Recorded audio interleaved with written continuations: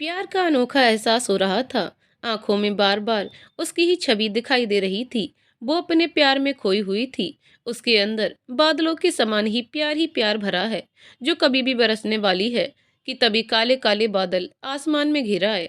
हवाएं भी ठंडी ठंडी तेजी से चलने लगी हैं।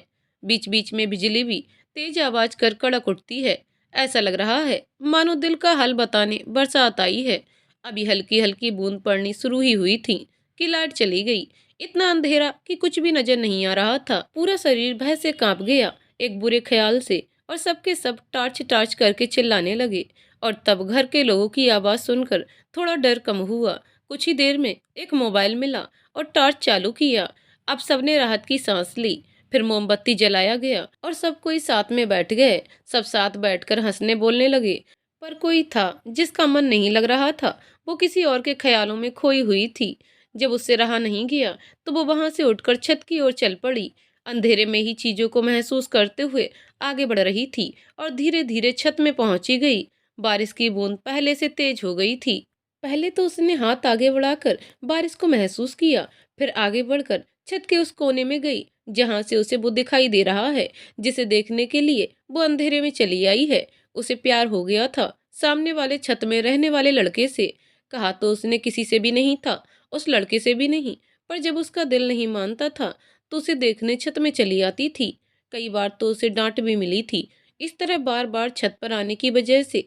पर खुद को वो रोक नहीं पाई उसे देखने से। बरसात के ऐसे मौसम में भी वो केवल उसे देखने ही चली आई थी। वो अपने मोबाइल में कुछ देख रहा था। उसके मोबाइल की चमक की वजह से उसका चेहरा इतनी घनी रात में भी चांद की तरह दिखाई दे रहा था। वो दीवार की ओट में खड़ा था, जिससे पानी की बूंदें उसे नहीं छू पा रही थी। लेकिन उसे देखने आई वो अपना सुध बुध सब खो बैठी थी और पानी में भीग रही थी। घर के अंदर बैठे उसके परिवार वाले तब उसे ढूंढने लगे और तेज तेज से उसका नाम लेकर उसे बुलाने लगे। नव्या, नव्या। नव्या अपने माता पिता और दो बहनों नीति और नित्या और भाई नवीन के साथ रहती है। उसे सामने वाले घर में रहने वाले लड़के बियान से प्यार हो गया है। बियान अपने माता पिता और बहन विधि के साथ रहता है। नीचे से फिर आवाज आई, नव्या, नव्या। तब जाकर उसे होश आया और उसने छत से ही आवाज देकर सबको बताया कि वो छत में है। जिसे सामने छत में बैठे हुए बियान ने भी उसकी आवाज को सुन लिया। वो वापस उसे देखने लगी, जिससे बियान के चेहरे में भी एक मुस्कान आ गई। लेकिन नव्या उसे मुस्कुराते हुए नहीं देख पाई। लगभग आधे घंटे के बाद बहुत तेज बारिश होने लगी और ना चाहते हुए भी उसे नीचे जाना पड़ा। अगले दिन सवेरे देर से उठी, नहा धोकर छत आई तो उसे बयान नहीं दिखाई दिया। बयान को देखना उसकी दिनचर्या बन गया था। कुछ देर इंतजार करने के बाद भी जब उसे वो दिखाई नहीं दिया तो बेमन से नीचे लौट आई और पढ़ने बैठ गई। पर उसका मन आज पढ़ने में भी नहीं लग रहा था। उसका मन बार बार छत में जा रहा था। रोज की दिनचर्या से फुर्सत होकर जब शाम को छत गई तो उसका चेहरा फूल के जैसे खिल गया था, क्योंकि उसे जाते ही बयान दिख गया था। छत जाते ही वो खुश हो गई, पर उसकी खुशी बहुत देर तक न टिकी। छत में नीति और नित्या भी आ गईं। दोनों ने खेलने की जिद की और नव्या मन मारकर उनके साथ खेलने लगी। कुछ देर में उसकी मम्मी ने उन तीनों को बुलाया और तीनों बहनें नीचे चली गईं। नव्या का मन उदास तो हुआ, पर सुकून भी महसूस किया। आखिर दिन भर में एक बार ही सही उसे बयान को देखने का मौका तो मिला। अगली सुबह जब ट्यूशन से घर आ रही थी, उसे रास्ते में ही बयान मिल गया। पर उससे बात करने की उसे हिम्मत ही नहीं हुई। उसकी नजरें बयान से हटी नहीं रही थी। उसे सबसे ज्यादा खुशी इस बात की हो रही थी कि बयान ने भी नीले कलर का शर्ट पहना हुआ है, क्योंकि वो भी नीले कलर का सूट पहने हुई थी। वो उसे देखती हुई आगे बढ़ रही थी कि उसका पैर कीचड़ में पड़ा और वो नीचे सड़क में गिर गई। आसपास के लोग उसे देखकर हंसने लगे, पर बयान को हंसी नहीं आई। वो नव्या के पास उसे पुकारा, नव्या। पर उसे तो यकीन ही नहीं हुआ कि बयान उसके सामने है। वो बयान को अपलक देखे जा रही थी और बयान उसे बार बार उसे आवाज दे रहा था, नव्या, नव्या, उठो, हाथ दो अपना। गाड़ी के हॉर्न से उसका ध्यान बयान की आवाज में गया और उसने अपना हाथ बढ़ाया। बयान ने उसका हाथ पकड़कर उसे खड़ा किया। बयान, तुम ठीक हो? नव्या, हम ठीक हूँ, शर्माते हुए कहा बयान। चलें घर? नव्या, हम। ये मौका पहला था जब नव्या बयान के इतने करीब थी। उसे बहुत अच्छा लग रहा था। उसका बहुत कुछ कहने का मन था, पर वो हिम्मत नहीं कर पा रही थी। अभी कुछ ही कदम चले थे कि बयान ने ही बोल दिया, बयान, क्या हुआ, कुछ कहना चाहती हो? नव्या, वो हम ना नहीं। बयान, इट्स ओके। मुझे लगा शायद तुम कुछ कहना चाहती हो। नव्या, थैंक्स। बियान, वेलकम। पर अगर तुमने मुझ में ध्यान देने के बजाय सड़क में ध्यान दिया होता तो थैंक्स कहने की जरूरत नहीं पड़ती। नव्या, सॉरी। बियान, सॉरी किस लिए? थोड़ा इंतजार के बाद। मैंने कुछ पूछा, तुमने बताया नहीं अब तक। सॉरी किस लिए? नव्या, वो मैं आपको इस तरह से देखती हूँ। थोड़ा शर्माते हुए उसने कहा। बियान, किस तरह से? थोड़ा बात को जोर देते हुए तेज आवाज में मुस्कुराते हुए पूछा। नव्या, वो मैं ऐसे ही। उसने डरते हुए बोला। वो मैं आपको अक्सर देखती रहती हूँ, आपको तकलीफ होती होगी मेरे देखने से, बस उसी के लिए मैंने सॉरी कहा। बियान, ये किसने कहा कि मुझे तकलीफ होती है तुम्हारे देखने से? क्या मैंने कहा कभी तुमसे? नव्या, नहीं। बियान, तो तुमने कैसे मान लिया मुझे तकलीफ होती है? नव्या के पास कोई शब्द नहीं थे अपनी बात को कहने का। उसे चुप रहना ही सही लगा। वो कुछ देर चुप ही रही और अचानक बयान की बातों से कुछ संशय हुआ तो उसने पूछ ही लिया। नव्या, अगर आप बुरा ना माने तो एक बात पूछूं? बयान, बिल्कुल। नव्या, क्या आपको पसंद है मेरा देखना? हम, बहुत। तुम्हारा हंसना, तुम्हारा बोलना, तुम्हारी आंखें, तुम्हारी बातें, तुम्हारा यूं छुप छुप कर देखना मुझे बहुत पसंद है। या फिर कहूँ तो मैं तुमसे बहुत प्यार करने लगा हूँ। नव्या को यकीन नहीं हो रहा था कि बियान ये सब उससे कह रहा है। वो बस उसे देखे जा रही थी। बियान ने उसे हिलाते हुए पूछा। बियान, क्या तुम भी मुझसे प्यार करती हो? नव्या, हम। शर्माते हुए नव्या ने कहा। बियान के दिल की बात सुनकर उसे बहुत अच्छा लग रहा था। शर्माते मुस्कुराते कुछ ही कदम चल पाई थी कि उसका पैर लड़खड़ा गया और वो गिरने ही वाली थी कि बियान ने उसका हाथ पकड़ लिया, उसे अपने पास खींच लिया। उसने डर से आंखें बंद कर ली। अगले ही पल जब उसने आंखें खोली तो देखा वो बियान को महसूस कर पा रही थी। वो बियान को और बियान उसे एक दूसरे को देखते रह गए और तभी अचानक से उसके पास से गाड़ी गुजरी और सड़क का पानी उनके ऊपर पड़ा और फिर दोनों सामान्य होकर घर की ओर चल पड़े। और फिर उन दोनों में कोई बात नहीं हुई। दोनों के चेहरे में अलग ही खुशी थी। घर आकर दोनों ने कपड़े बदले और खाना खाकर छत में आ गए। आज दोनों एक दूसरे को नजरें मिलाकर देख रहे थे। एक दूसरे को देखते हुए जाने कितना वक्त गुजर गया, इसका उन्हें बिल्कुल भी होश ही नहीं रहा। नव्या की माँ भी नव्या को बहुत देर से बुला रही थी, लेकिन नव्या ने सुना ही नहीं।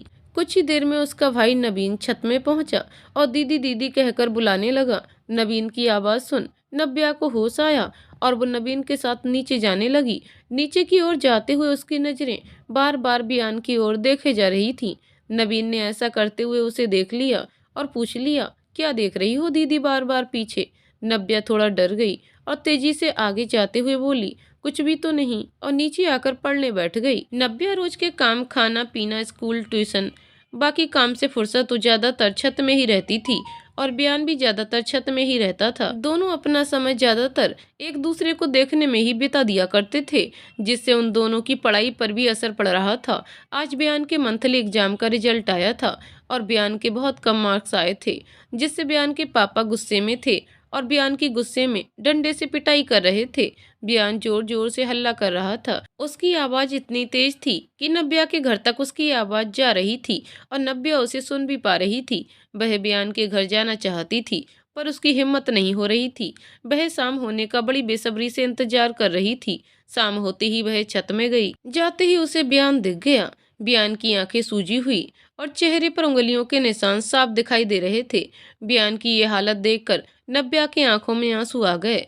वो जानना चाहती थी कि ये सब कैसे हुआ, पर वो पूछ भी नहीं पाई। उसे लगा कहीं कोई आवाज सुन ना ले। कुछ ही देर में उसे कुछ विचार आया। वो तुरंत नीचे आई और कॉपी पेन लेकर जाने लगी तो उसकी माँ ने आवाज दी, ये कॉपी पेन लेकर कहाँ चल दी नव्या? नव्या, वो माँ मैं पढ़ रही हूँ। माँ, कहाँ? नव्या, छत में। माँ, नहीं छत में मत पढ़ो, नीचे पढ़ो। नव्या, प्लीज माँ, मुझे छत में पढ़ना है, वहाँ अच्छी हवा चल रही है। माँ, ठीक है जाओ पढ़ो और साथ में नवीन को भी लिए जाओ, वो भी वहीं पढ़ेगा। नव्या, प्लीज माँ, उसे नहीं, वो ना पढ़ता है और ना ही मुझे पढ़ने देता है। अच्छा मैं जा रही हूँ पढ़ने। नव्या बेचैन हो रही थी बयान से बात करने के लिए। वो जल्दी दौड़कर छत की ओर गई और फिर कॉपी में कुछ लिखकर उसने कॉपी के पन्ने को फाड़कर बयान के छत की ओर तेज से फेंका। बयान ये सब देखकर थोड़ा हैरान हुआ। उसके बाद उसने कागज को उठाया और खोला उसमें पत्थर देखकर उसे और भी हैरानी हुई। कभी वो पत्थर को देखता और कभी नब्या की ओर। परेशान होकर नब्या ने उसे कागज की ओर इशारा किया। तब बयान ने कागज को गौर से देखा और पढ़ने लगा। क्या हुआ आपको? ये आपके चेहरे में चोट कैसे लगी है?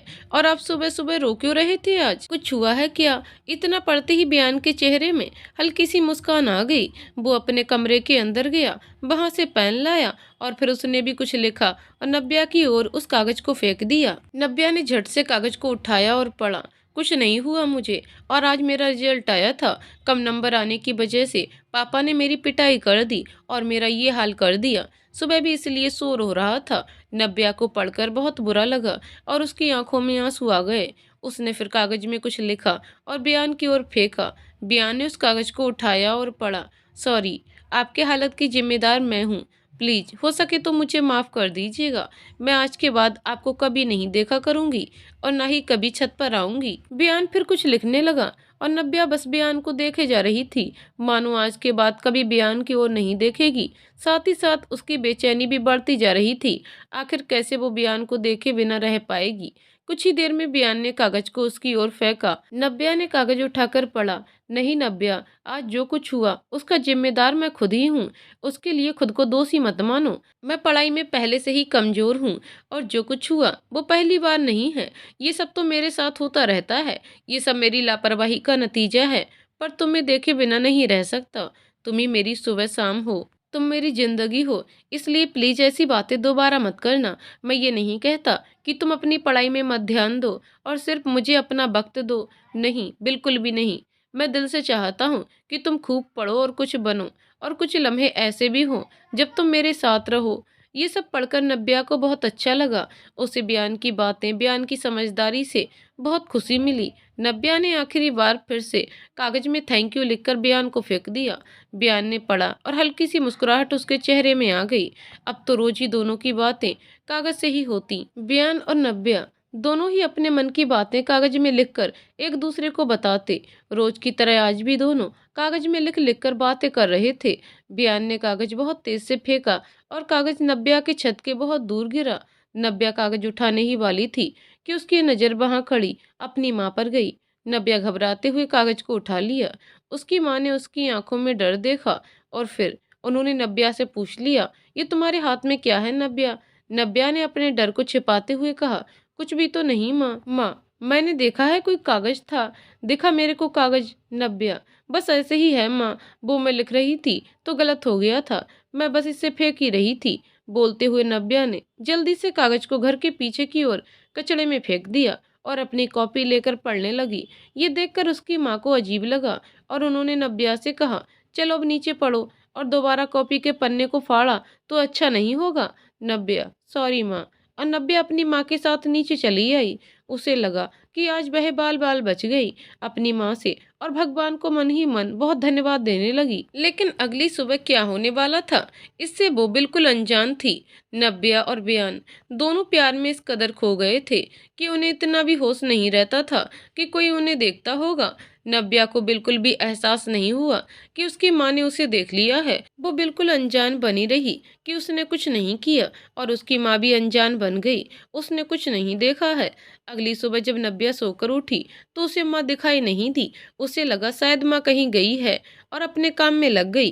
कुछ देर में नहा धोकर बाहर आई और कपड़े सुखाने के लिए छत की ओर जाने लगी कि तभी उसकी माँ की आवाज आई, कहाँ जा रही हो नब्या?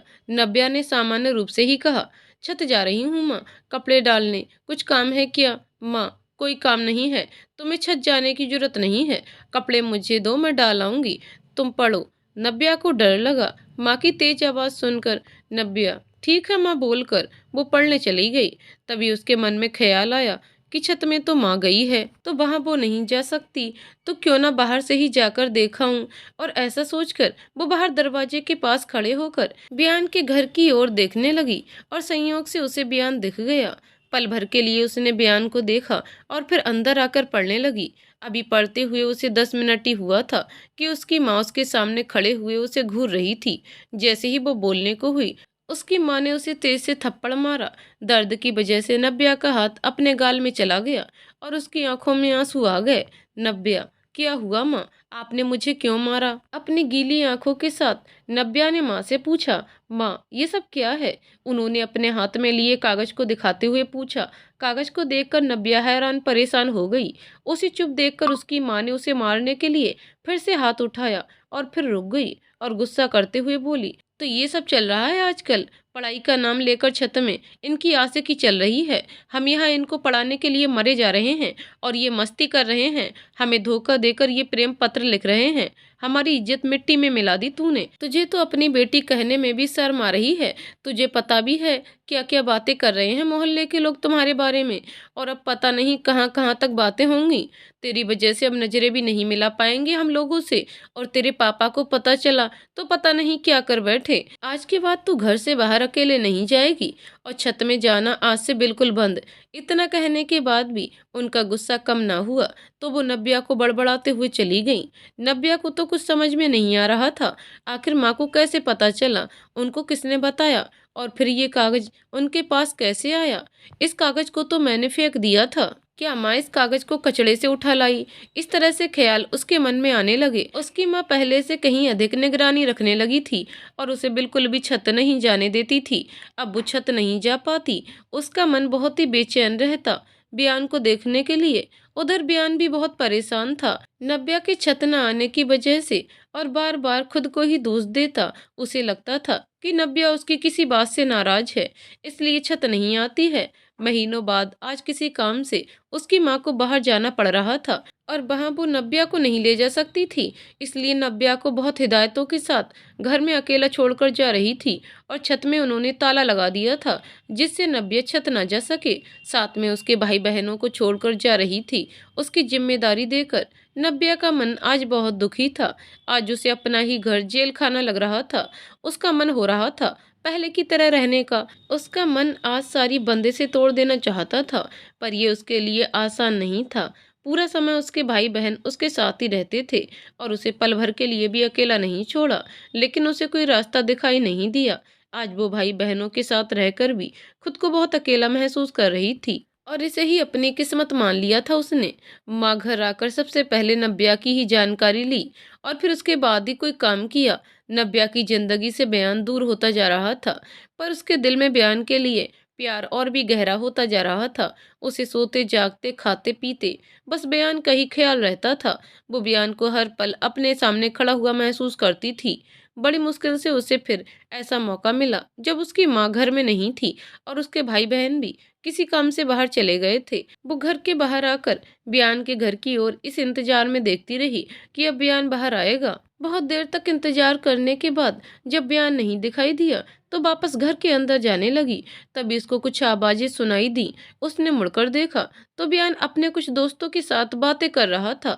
उसका मन हुआ कि बयान के पास जाकर अपना सारा हाल कह दे, लेकिन फिर उसके दोस्तों का ख्याल कर रुक गई और उनके जाने का इंतजार करने लगी। जब बयान को लगा कोई उसे देख रहा है, जब उसने अपने आसपास देखा तो सामने नव्या खड़ी उसको देख रही थी। आज लगभग 6 महीने बाद उसने नव्या को देखा। जब बयान से देखा नहीं गया तो उसने अपने दोस्तों को भेजकर खुद भी घर के अंदर जाने लगा। तभी उसे नव्या की आवाज सुनाई दी, सुनिए, मुझे आपसे कुछ बात करनी है। लेकिन बयान ने उसे अनसुना कर जाने लगा। नव्या ने उसे फिर से बुलाया, क्या हुआ आपको? आप मेरी बात क्यों नहीं सुन रहे हैं? बयान गुस्से में पलटकर लगभग चिल्लाते हुए बोला, क्यों सुनूं मैं तुम्हारी बात? कौन हो तुम मेरी? मुझसे पूछती हो मुझे क्या हुआ? मुझे कुछ नहीं हुआ। मैं वही पुराना वाला बयान हूँ, पर शायद तुम्हें कुछ हो गया है या फिर तुम्हारी याददाश्त को कुछ हो गया है। बहुत जल्दी लोगों को भूल जाती हो, और आज कैसे याद आ गई मेरी? तबीयत तो ठीक है ना तुम्हारी? नव्या, मुझे पता है आप मुझसे गुस्सा हैं, पर आप पहले मेरी बात तो सुन लीजिए। बयान, देखो, बड़ी मुश्किल से मैंने खुद को संभाला है, फिर से टूटने की हिम्मत नहीं है मुझ में।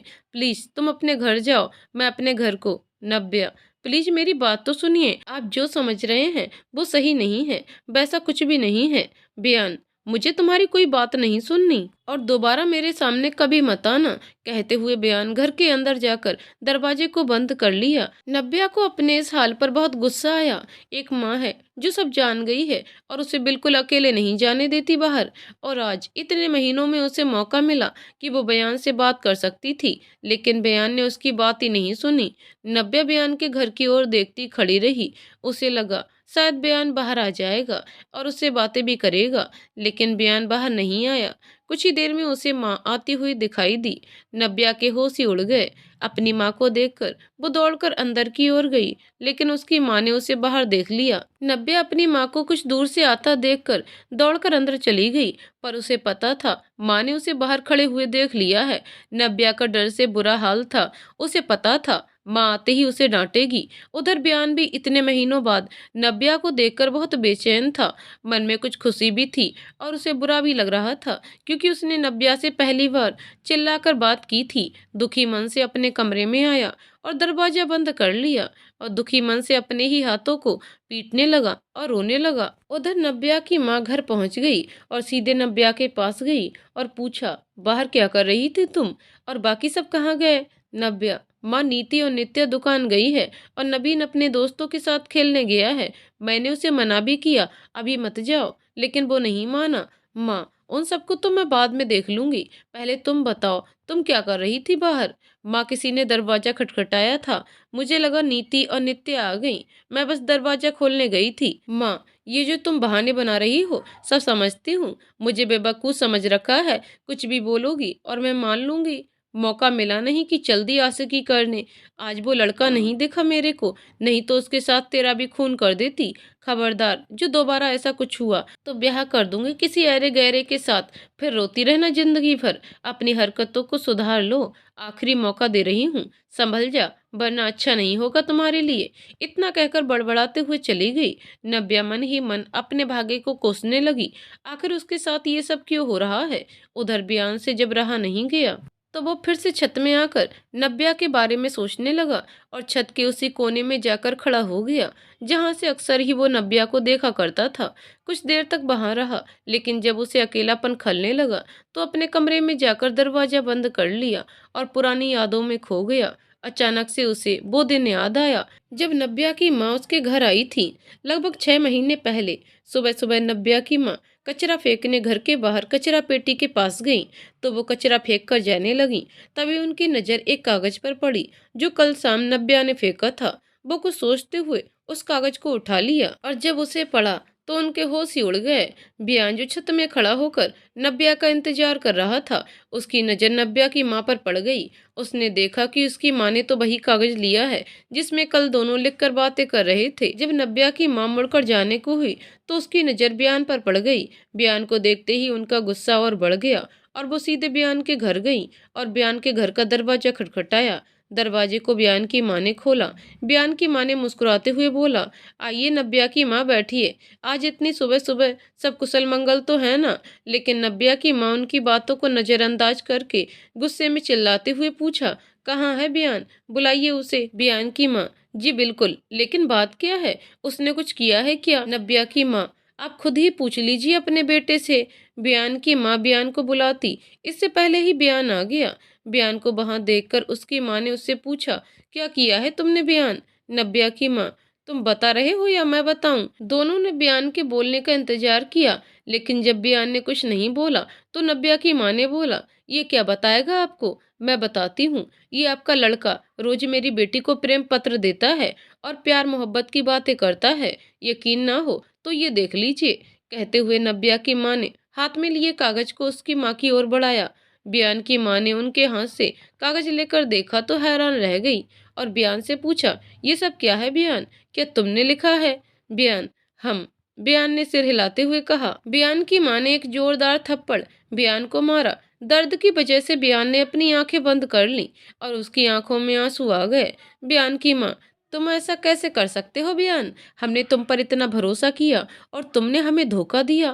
पढ़ाई लिखाई की आड़ में तुम ये सब कर रहे हो। हमारी इज्जत के बारे में जरा भी ख्याल नहीं आया तुम्हें। उस अनजान लड़की के लिए तुमने हमारी भावनाओं से खिलवाड़ किया। शर्म आ रही है मुझे तुम्हें अपना बेटा कहने में। अब तक जो किया उसे तो मैं नहीं सुधार सकती, लेकिन अब बहुत हो गया। अब आंटी से माफ़ी मांगो और वादा करो अब तुम ऐसा कुछ नहीं करोगे और उस लड़की से दूर रहोगे। बयान, सॉरी माँ, मैंने आपसे ये सब छुपाया क्योंकि सच कहने की हिम्मत नहीं थी मुझ में, लेकिन आज मैं सच बोलूँगा। हाँ माँ, मैं नब्या से बहुत प्यार करता हूँ और उसके बिना नहीं जी सकता। नब्या की माँ, तुम्हें प्यार का मतलब भी पता है? आए बड़े प्यार करने वाले बहुत देखे हैं मैंने तुम्हारे जैसे आशिक। पहले प्यार की बातें करके लड़की को बहला फुसला लो और बाद में उसे छोड़ दो। बयान, आप गलत समझ रही हैं आंटी, मैं वैसा लड़का नहीं हूँ जैसा आप सोच रही हैं। मैं सच में नब्या को बहुत चाहता हूँ। नब्या की माँ, इतना ही प्यार करते हो तो आज के बाद उसे देखना भी मत और बात करने की तो कोशिश बिल्कुल मत करना। मेरी बेटी से दूर रहना, वरना पुलिस को बुलाते देर नहीं लगेगी मुझे। और तुम्हें तो पता ही होगा पुलिस कितने अच्छे से बात को समझाती है। बयान की माँ, देखिए मैं आपकी दिक्कत समझ सकती हूँ, मैं अपने बेटे को समझाऊंगी कि वो नब्या से दूर ही रहे, पर आप ऐसा कुछ मत कीजिएगा। और बयान की ओर देखते हुए कहा, बयान, मैंने हमेशा तुम्हारी बात मानी और तुमने आज तक जो भी मांगा सब कुछ हमने दिया, पर आज हमें तुमसे कुछ चाहिए। प्लीज मना मत करना। बयान, आज के बाद नब्या से तुम कभी नहीं मिलोगे, उससे कभी बात नहीं करोगे, वादा करो मुझसे। बयान, आप कैसी बात कर रही हो माँ, मैं नब्या से बहुत प्यार करता हूँ और उसके बिना जी नहीं सकता। नब्या की माँ, तुम्हारे लिए कौन ज्यादा इम्पोर्टेंट है, मैं या वो लड़की? बयान, मेरे लिए आप और नब्या दोनों ही इम्पोर्टेंट हैं। बयान की माँ, नहीं बयान, कोई एक बताओ जो तुम्हारे लिए ज्यादा जरूरी है, या तो मैं या वो। और हाँ, जब आप थोड़ा सोच समझ कर देना, अगर वो लड़की नब्या ज्यादा जरूरी हो तो उसी के पास चले जाना, लेकिन दोबारा इस घर में लौट कर मत आना। बयान के पास कोई चारा नहीं था सिर्फ माँ की बात मानने का, क्योंकि बयान के पास ना तो कोई नौकरी थी, ना ही पैसा था और ना ही घर था। बयान, ठीक है, जैसा आप लोग चाहे मैं वैसा ही करूँगा। मैं आज के बाद नब्या को न कभी देखूंगा और न कभी बात करूंगा, पर अगर नब्या खुद मेरे पास आई तो मैं खुद को रोक नहीं पाऊंगा। कहते हुए बयान अपने कमरे में चला गया और दरवाजा बंद कर जोर जोर से रोने लगा। नब्या की माँ, अब मैं चलती हूँ, प्लीज अपने बेटे को अच्छे से समझा दीजिएगा, दोबारा ऐसा कुछ ना करे जिससे मुझे पुलिस को बुलाना पड़े। बयान की माँ, मेरा बेटा इतना भी कमजोर नहीं जो अपनी कही बात से पलट जाए। अच्छा होगा कि आप अपनी बेटी को भी समझाइए। कुछ देर में बयान के रोने की आवाज सिसकियों में बदल गई और कुछ देर में सिसकियां भी बंद हो गईं। सुबह से शाम होने को आई थी, लेकिन बयान ने दरवाजा नहीं खोला था। बयान की माँ बहुत देर से दरवाजा खटखटा रही थी और बयान को बुला रही थी। दरवाजे और माँ की आवाज से बयान यादों से बाहर आया। बयान ने उठकर दरवाजा खोला। सामने माँ खड़ी थी, लेकिन बयान बिना कुछ बोले जाकर बेड पर लेट गया। बयान की माँ उसके पास आई और बोली, ऐसे कब तक चलता रहेगा बयान? तुम्हें पता है ना मुझे कितनी परवाह है तुम्हारी, मुझे कितना डर लगता है तुझे खोने के ख्याल से। फिर तुम क्यों बार बार दरवाजा बंद कर लेते हो? मुझे ये बंद दरवाजा बिल्कुल भी अच्छा नहीं लगता। इस बंद दरवाजे को देखकर मुझे वो काली रात याद आ जाती है। प्लीज बेटा, ये दरवाजा मत बंद किया करो। बयान फिर से याद करने लगता है उस काली रात के बारे में। बयान की माँ ने अचानक काली रात का जिक्र किया और वो रात याद आते ही उनकी आंखों से आंसू निकल आए। एक माँ के लिए उसके बच्चे सबसे ज्यादा खास होते हैं, और जब बच्चों पर जब कोई विपदा आती है, माँ के लिए वो सबसे ज्यादा कष्टदायी पल होता है। और बयान की माँ का हाल भी कुछ ऐसा ही था, क्योंकि एक रात उसका बेटा जिंदगी और मौत से लड़ रहा था और उनके लिए सबसे काली रात थी। बयान ने जब अपनी माँ की आंखों में आंसू देखा तो उससे रहा नहीं गया और अपनी माँ को शांत करते हुए कहा, प्लीज माँ, अब और आंसू नहीं। मैंने आप लोगों को बहुत तकलीफें दी हैं, बहुत रुलाया है आपको, पर अब नहीं। आज के बाद आप पुरानी बातें नहीं याद करोगी। अब मैं बिल्कुल ठीक हूँ और मैं आपसे वादा करता हूँ मैं ऐसा कोई काम नहीं करूँगा जिससे आपको तकलीफ हो। बयान की बातें सुनकर माँ को कुछ राहत मिली और बयान के सर पर हाथ रखते हुए बोली, मैं ठीक हूँ बेटा, पर तुम भी अपना ख्याल रखा करो। क्या हाल बना रखा है तुमने? बयान, मैं जानती हूँ कि तुम्हारे लिए आसान नहीं है उसे भूल जाना, और वो भी तब जब वो सामने ही रहती है। और अब तो एग्जाम भी हो गए हैं, इसलिए मैं चाहती हूँ कि तुम कुछ दिनों के लिए बाहर घूमाओ, तुम्हारा मन भी बहल जाएगा और उसे भूलने में आसानी भी होगी। बयान, नहीं माँ, मेरा कहीं जाने का मन नहीं है। बयान की माँ, बयान, जब तक तुम अपना मन किसी और चीजों में नहीं लगाओगे तुम नहीं भूल पाओगे उसे। प्लीज मना मत करो। और फिर जिंदगी भर घर में तो नहीं बैठ सकते। आखिर यही समय तो करियर बनाने का है। अब तुम्हें अपने भविष्य के बारे में सोचना चाहिए। क्या करना है, कैसे करना है, कुछ सोचा भी है तुमने? बयान, अभी तो मेरा ग्रेजुएशन पूरा हुआ है। अभी मैं और पढ़ना चाहता हूँ और फिर कुछ करूँगा। प्लीज आप भी पापा के जैसे शुरू मत हो जाइएगा नौकरी के लिए। बयान की माँ, ठीक है, जो मन हो वो करना, पर तुम कुछ दिनों के लिए चले जाओ। गांव जाना हो जाओ, मामा के घर जाना हो जाओ, और कहीं भी जाना हो जाओ, लेकिन यहाँ से कहीं दूर चले जाओ। बयान, आप कहती हैं तो चला जाता हूँ घूमने, पर आप आज के बाद उस रात के बारे में कभी बात नहीं करोगी और उसे याद करके रोगी तो बिल्कुल भी नहीं। ऐसा कहते ही बयान अपनी माँ की गोद में सर रख लिया और उदास होते हुए कहा, प्यार को बिना पाए खो दिया, डर लगता है कहीं आप लोगों को भी। कहते कहते चुप हो गया और बयान की आवाज भारी हो गई। अभी कुछ ही देर हुआ था कि बयान की बहन विधि आ गई। जब उसने माँ और भाई को साथ में देखा तो बनावटी गुस्सा दिखाते हुए बोली, ये क्या, आप भाई को अपनी गोद में सुला रही हैं? मुझे भी तो कभी सुलाया करिए इस तरह। मेरे को आप कम प्यार करती हो, भाई को ज्यादा प्यार करती हो। कहते हुए विधि मुंह फेर कर खड़ी हो गई। माँ उसके नाटक को भली भांति जान गई और मुस्कुराकर अपने पास बुलाया, तुम भी आ जाओ मेरे पास, तुम दोनों ही मेरी जान हो। विधि दौड़ती हुई माँ के पास लिपट गई। अचानक उसे कुछ याद आया और उसने माँ से कहा, माँ आपने दूध गर्म करने के लिए रखा था क्या? मैं रसोई में गई तो देखा दूध जल रहा था। बयान की माँ, ओ हाँ, मैं यहाँ बयान को देखने चली आई और भूल गई। कहते हुए माँ रसोई में चली गई। विधि ने अपने भाई की ओर देखा और कहा, अच्छा भाई, मैं पढ़ने जा रही हूँ। कहते हुए विधि भी कमरे से बाहर चली गई और बयान फिर से कमरे में अकेला रह गया और फिर यादों में खो गया। नव्या की माँ अपना गुस्सा दिखाकर चली गई और बयान भी अपने कमरे में चला गया। शाम होने को आई थी लेकिन अब तक बयान बाहर नहीं आया था। बयान की माँ ने कई बार दरवाजा खटखटाया और बयान को बुला रही थी, पर बयान ने दरवाजा नहीं खोला। अब तो बयान की आवाजें भी बंद हो गई थी। उसकी माँ बहुत बेचैन हो रही थी। तभी उसके पापा आए और बयान की माँ ने उन्हें सारा हाल कह सुनाया। बयान के पापा ने भी दरवाजा खटखटाया, लेकिन जब आवाज नहीं आई तो उन्होंने दरवाजा तोड़ा। बड़ी ही मुश्किल से दरवाजा टूटा। जल्दी ही अंदर आए। जब वहां का हाल देखा तो उनके होश ही उड़ गए। बयान फर्श पर बेहोश पड़ा था और उसके हाथ से बहुत सारा खून निकल रहा था। बयान की माँ भी दौड़ती हुई आई और अंदर आकर बयान को देखा तो वो बेहोश हो गई। बयान को उसके पापा उसी हाल में गाड़ी में बैठाकर तुरंत हॉस्पिटल ले गए और एडमिट कराया, लेकिन डॉक्टर ने इलाज करने से मना कर दिया और कहा, ये पुलिस का मामला है, पहले पुलिस को बुलाइए। और जब पुलिस को फोन किया गया तब डॉक्टर ने बयान को देखा। बयान ने अपनी नस काटने की कोशिश की थी और उसका बहुत सारा खून बह गया था। डॉक्टर ने खून की मांग की, लेकिन हॉस्पिटल में खून न मिलने की वजह से बहुत सारी समस्याएं आईं और बड़ी मुसीबतों के बाद बयान को खून दिया गया।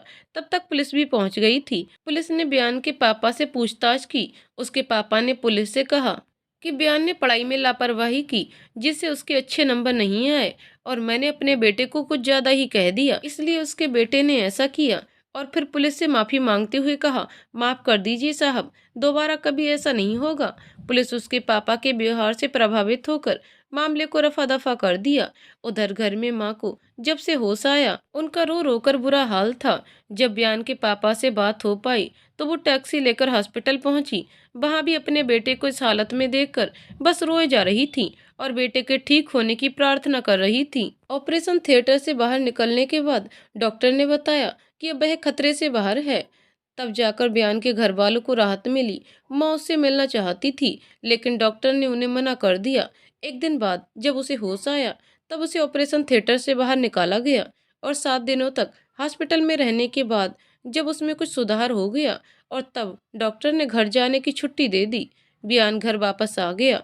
जैसे ही वो दरवाजे के पास पहुंचा, उसकी नजर नब्या के घर की ओर पड़ी।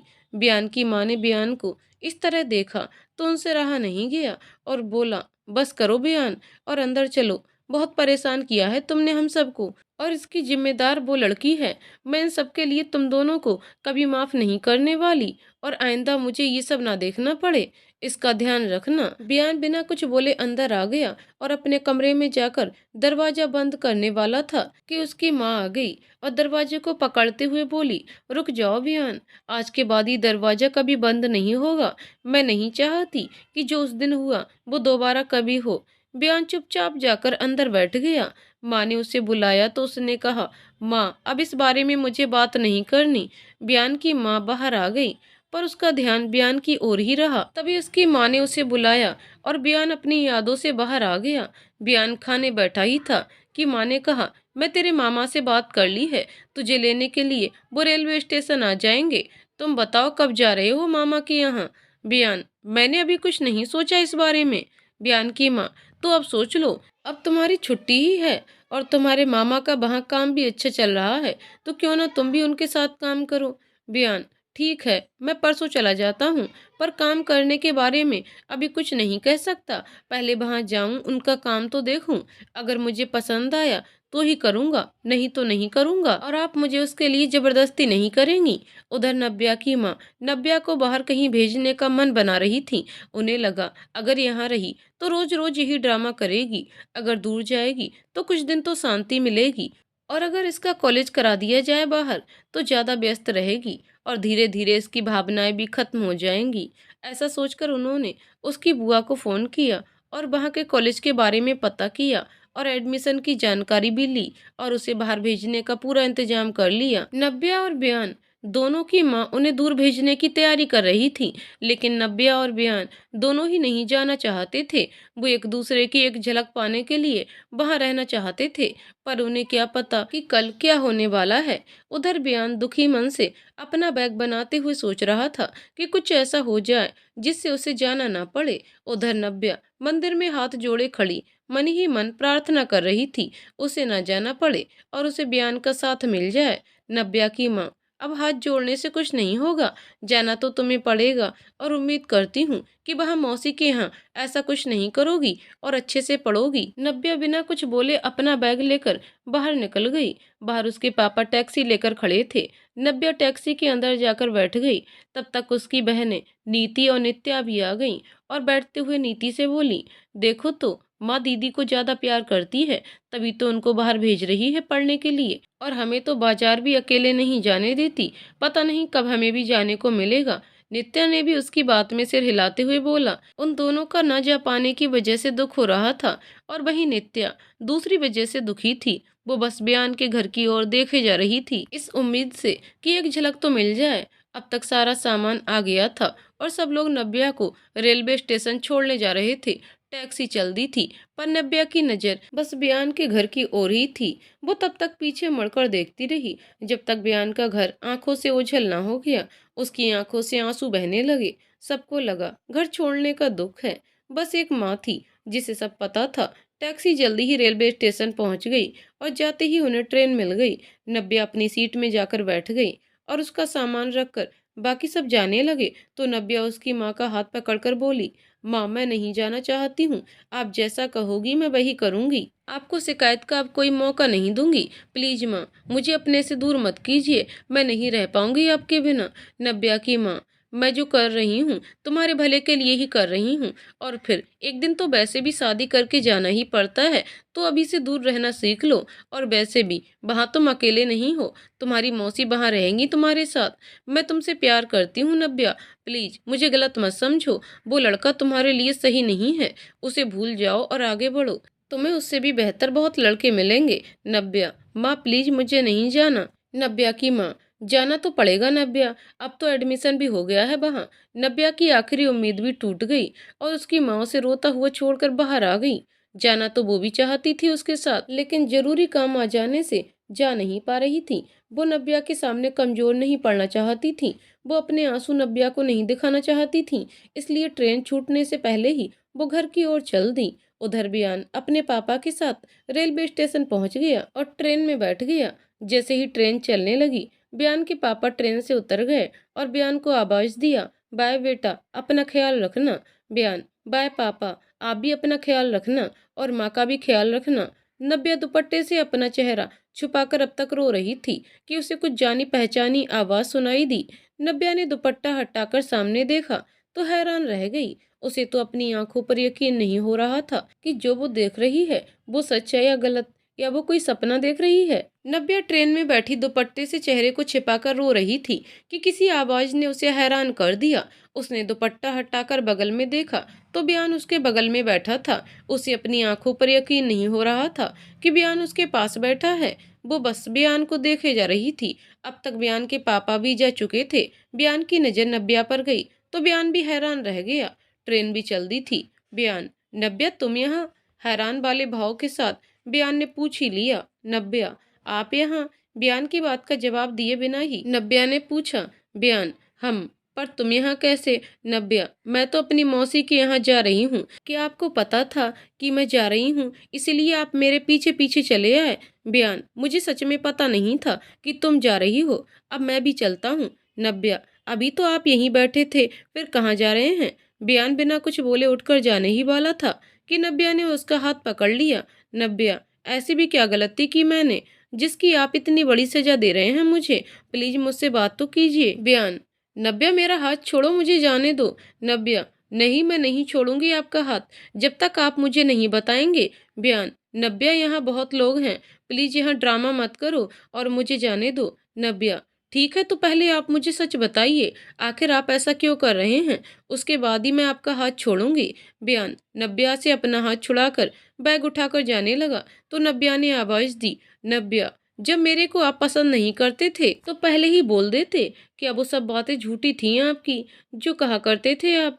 बयान के कदम रुक गए। नव्या की बातें सुनकर बहुत कुछ बोलना चाहता था बयान उससे, लेकिन बोल नहीं पाया और वापस नव्या के पास बैठ गया और दूसरी तरफ देखने लगा।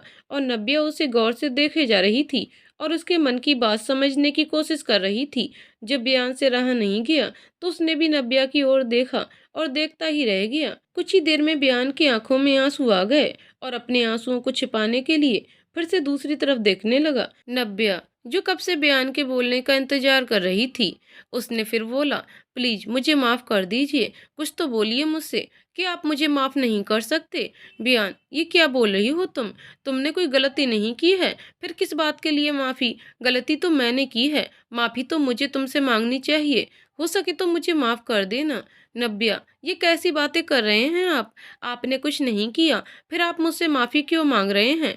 बयान, सब गलती मेरी है। मेरी गलती की वजह से ही हमारे बीच की बातें तुम्हारी माँ तक पहुंच गईं। ना मैं उस दिन तुमसे बात करता, न ही वो कागज तुम्हारी माँ तक पहुंचता, और न ही तुम्हारी माँ मेरे घर आती, और न ही हमारे बीच दूरी आती। इससे तो अच्छा हम पहले ही अपने परिवार को सब कुछ बता दिए होते, तो उनको भी बुरा नहीं लगता और सब कुछ ठीक होता। नव्या, क्या कहा आपने? माँ आपके घर आई थी? नव्या ने हैरानी से पूछा। बयान, हम नव्या, तुम्हारी माँ घर आई थी और घर में बहुत तमाशा हुआ और बात पुलिस तक पहुंच गई और ना चाहते हुए भी मुझे तुमसे दूर होना पड़ा। मैं पहले भी तुम्हें चाहता था और आज भी तुम्हें बहुत चाहता हूँ। मुझे जो कहना है कह लो, पर प्लीज मेरे प्यार को झूठा मत कहो। नव्या, आपने पहले क्यों नहीं बताया ये सब? मैं आपके बारे में जाने क्या क्या सोचती रही, आप पर शक किया। मुझे माफ कर दीजिएगा। बयान, छोड़ो पुरानी बातें और ये बताओ तुम कहाँ जा रही हो और कब आओगी? नव्या, मैं अपनी मौसी के यहाँ जा रही हूँ, भोपाल। माँ ने मेरा वहाँ कॉलेज में एडमिशन करा दिया है। बयान, भोपाल में तो मैं भी जा रहा हूँ अपने मामा के पास, पर एक शहर में रहकर भी तुमसे मुलाकात नहीं हो पाएगी। क्या तुम मुझसे बात करोगी? दुखी मन से बयान ने पूछा। नव्या, करना तो चाहती हूँ आपसे बात, पर मेरे पास आपका नंबर ही नहीं है। नव्या की इस बात से बयान अपनी हंसी रोक नहीं पाया। बयान ने मुस्कुराते हुए अपना नंबर नव्या को दे दिया। नव्या और बयान रास्ते भर हाथ में हाथ डालकर बातें करते रहे। उनके लिए ये सबसे खूबसूरत पल थे, लेकिन ये पल भी जल्दी बीत गए। 4 घंटों का सफर कब खत्म हो गया उनको पता भी नहीं चला। जैसे ही ट्रेन रुकी, दोनों अपना सामान लेकर ट्रेन से उतरकर स्टेशन में बैठ गए। उन दोनों की आंखें भीग गईं। नव्या ने रोते हुए कहा कि हम साथ में नहीं रह सकते। बयान, हम तो हमेशा से ही साथ थे यादों में, और हमें हमारी यादों से कोई दूर नहीं कर सकता। नव्या, पर मैं बस आपको यादों में नहीं, अपनी आंखों के सामने भी देखना चाहती हूँ। बयान, तुम जब भी अपनी आंखें बंद करोगी हमेशा मुझे अपने पास पाओगी। नव्या, क्या जरूरी है इस तरह दूर रहना? चलिए हम दोनों कहीं भाग जाएं, जहां हमें कोई ढूंढ ना पाए। वहां हम दोनों अपनी दुनिया बनाएंगे। बयान, क्यों भागे हम दोनों? क्या हम दोनों गलत हैं जो सबसे भागें? अगर उन्हें हमारे रिश्ते की सच्चाई दिखाई दी तो वो खुद हमें अलग नहीं करेंगे। और मैं अपने माँ पापा को दुख देकर अपनी जिंदगी नहीं बनाना चाहता। अगर हमारी किस्मत में मिलना है तो हम मिलकर रहेंगे, और अगर मेरी किस्मत में तुम नहीं तो मैं उसे भी दिल से अपनाऊंगा। नव्या, मैं आपके बिना नहीं जी पाऊंगी। बयान, ऐसा नहीं कहते नव्या, हम दोनों के अलावा हमें प्यार करने वाले भी हैं। अगर हमें कुछ हो गया तो उनका क्या होगा? सोचा है तुमने? हमें अपने परिवार का सहारा बनना चाहिए, ना कि उनसे उनका सहारा छीनना चाहिए। और दोबारा ऐसा मत बोलना। तुम किसी के साथ भी रहो, हमेशा खुश रहना। तुम्हें खुश देखकर मुझे खुशी मिलती है। नव्या, ठीक है, चलती हूँ। मेरी मौसी आ गई है लेने, पहुंचकर फोन करती हूँ। एक बार भी बोल देंगे तो दौड़ी चली आऊंगी आपके पास। आपकी हाँ का इंतजार रहेगा मुझे। बयान, बाय, अपना ख्याल रखना। बयान नव्या को जाते हुए देखता रह गया। उसका मन था कि वो नव्या को आवाज दे दे और नव्या दौड़ती हुई उसके पास चली आए, पर उसने अपने मन को काबू कर लिया और मन ही मन उसने फैसला कर लिया कि वो पहले उसके काबिल बनेगा, उसके बाद घर में बात करेगा। और मन ही मन प्रार्थना करने लगा कि जल्दी से उसे नव्या का साथ मिल जाए। जल्दी ही उसके मामा आ गए और वो अपने मामा के साथ उनके घर चला गया। बयान और नव्या के रास्ते मिलकर भी अलग हो गए। वो एक ही शहर में रहते हुए भी अलग हो गए। नव्या अपनी मौसी के साथ उनके घर आ गई और बयान भी अपने मामा के साथ उनके घर पहुंच गया। नव्या की मौसी और उनके बच्चे नव्या से ढेर सारी बातें कर रहे थे, साथ ही साथ नव्या की खातिरदारी भी बहुत कर रहे थे। लेकिन नव्या नकली मुस्कान लिए मन ही मन बहुत परेशान हो रही थी। उसका मन बयान से बात करने को हो रहा था, लेकिन वो बात नहीं कर पा रही थी। बयान बार बार मोबाइल की तरफ देखे जा रहा था। वो नव्या के फोन का इंतजार कर रहा था, और जब नव्या का फोन नहीं आया तब उसने खुद ही फोन लगा दिया, लेकिन नव्या ने फोन भी नहीं उठाया। बयान को नव्या की टेंशन होने लगी और वो बार बार नव्या को फोन करने लगा, और नव्या को पता भी नहीं चला। आखिरकार नव्या को मौका मिला और उसने फटाफट मोबाइल उठाया, और जब मोबाइल को देखा तो हैरान रह गई। मोबाइल से बयान के 50 से भी ज्यादा मिस कॉल थी। नव्या ने जल्दी ही बयान को फोन लगाया और पहली रिंग जाते ही बयान ने फोन उठा लिया। बयान के फोन उठाते ही नव्या ने बोला, क्या हुआ आपको? आप ठीक तो हैं ना? बयान, हाँ मम्मा ठीक हूँ। तुम तो ठीक हो ना? मैं कब से तुम्हें फोन लगा रहा था, तुम फोन क्यों नहीं उठा रही थी? नव्या, सॉरी सॉरी, मैं ठीक हूँ। वो सब लोग साथ में थे तो मैं फोन देख नहीं पाई। बयान, अच्छा कोई बात नहीं। और सब ठीक है ना? कोई दिक्कत तो नहीं वहाँ तुम्हें? नव्या, यहाँ सब ठीक है। आप बताइए क्या कर रहे हैं? बयान, कुछ नहीं, बस बैठा था। नव्या, एक बात पूछूं आपसे, बुरा तो ना मानोगे? बयान, बिल्कुल भी नहीं, मैं भला तुम्हारी बात का बुरा क्यों मानूं? नव्या, मैं आपसे मिलना चाहती हूँ, क्या कल आप मेरे कॉलेज आएंगे? बयान, आना तो मैं चाहता हूँ, लेकिन मैं कल आ नहीं पाऊंगा। असल में माँ चाहती है कि मैं मामा के साथ काम करूँ, और मेरे मामा कल ही मुझे अपने ऑफिस लेकर जा रहे हैं काम समझाने के लिए। सॉरी नव्या, मैं कल नहीं आ पाऊंगा। नव्या, अगर आप बिजी हैं तो कोई बात नहीं, ठीक है, अपना ध्यान रखिएगा, गुड नाइट। नव्या दुखी मन से बयान को याद करती हुई सो गई। अगली सुबह जब सोकर उठी तो उसने अपने आप को बयान की गोद में पाया। नव्या बस बयान को देखे जा रही थी, और बयान नव्या के बालों में हाथ फेर रहा था।